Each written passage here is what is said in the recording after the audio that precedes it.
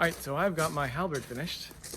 This is the black Armoury Poleaxe head, I guess. Just want to do like a quick video about it.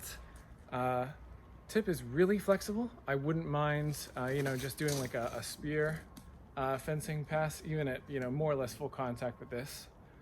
But this was metric. It was designed, I think, for a 3 centimeter haft, and I'm in America.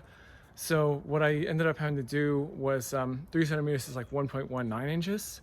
So an inch and an eighth would be too small, and anyways it wasn't available. So I went with an 1.25 inch red oak.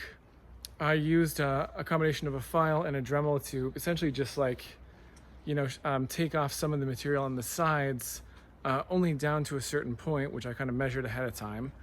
And for the rest of this, I used a trim router to make these, really hard edges into like smooth bevels.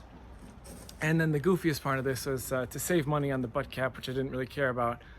I got the Purple Heart one, and that is for a round inch diameter pole. So you can see, some remnants of this. I took a file and just essentially just pencil sharpened this until we had like sort of a round ends. Dunked this in hot water for like 10 minutes, shoved it on there, slammed the butt on the ground a couple times to get it wedged on here.